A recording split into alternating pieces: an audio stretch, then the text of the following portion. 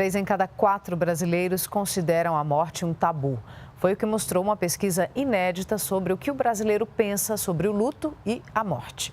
Apesar da dificuldade em se falar sobre o assunto, a atitude é importante para a superação da perda.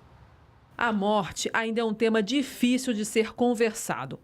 O pai de Fernanda morreu de câncer há 8 anos. Ainda dói falar sobre o assunto, mas o pai fez a parte dele para ajudar na superação. Como ele era médico, e ele já sabia, e ele já tinha vivenciado a morte muitas vezes de perto, ele ensinou a gente o que era morte. Para saber o que o brasileiro pensa a respeito da morte e do luto, o Sindicato dos Cemitérios e Crematórios Particulares do Brasil ouviu 1.000 pessoas. 75% consideram o assunto ainda um tabu e mais da metade tem dificuldade em lidar com a morte.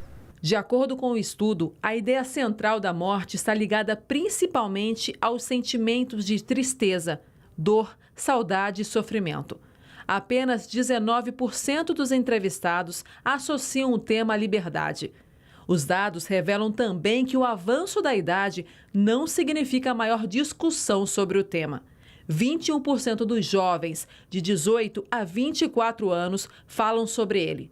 Já entre os adultos com mais de 55 anos, a porcentagem é de 32%.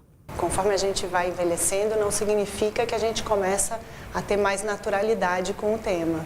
Romper o silêncio ainda é difícil, mas até nos cemitérios isso tem sido tentado. As cerimônias com acompanhamento musical começam a se espalhar em São Paulo. Basta um tablet com uma playlist para criar uma atmosfera mais serena. Mas o conforto mesmo vem da conversa. É preciso falar sobre o luto. Você precisa na tua vida ter coragem de falar sobre aquilo que te amedronta e você precisa ter quem escute. Quem possa estar do seu lado numa presença compassiva e te ouça sem querer consertar o problema. Mas muitas vezes só pelo fato de falar e ter alguém que de fato escute já alivia muito a dor.